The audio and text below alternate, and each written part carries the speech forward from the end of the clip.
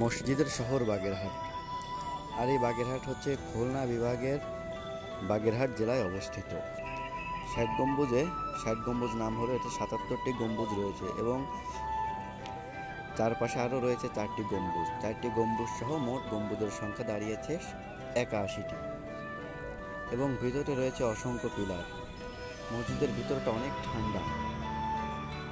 আজকে নামাজ আদায় করলাম ষাট গম্বুজ মসজিদে এবং নামাজ আদায় করার পরে অনেকক্ষণ ধরে একটু ভিডিও করলাম।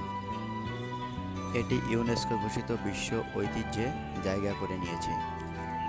এছাড়াও আমাদের বাগেরহাটে রয়েছে ষাট গম্বুজ মসজিদ, খান জাহান আলীর মাজার, সুন্দরবন সহ অনেক দেখার স্থান আরও রয়েছে, যেরকম কোদলা অযোধ্যার মঠ, খান জাহান আলী দরগা, দিঘি। এছাড়াও ষাট গম্বুজ মসজিদের পিছনে রয়েছে ঘোড়া দিঘি। দিঘিটা আকারে অনেক বড়।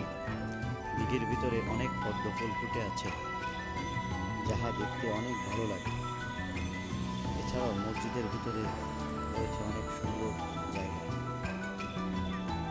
এখানে সকলে নামাজ আদায় করে এবং দর্শনীয় একটি জায়গা। মসজিদে ঢোকার আগে দুই পাশে খুব সুন্দর একটা দৃশ্য, দেখলে খুবই ভালো লাগে। আর এই হলো মসজিদের প্রবেশ দরজা।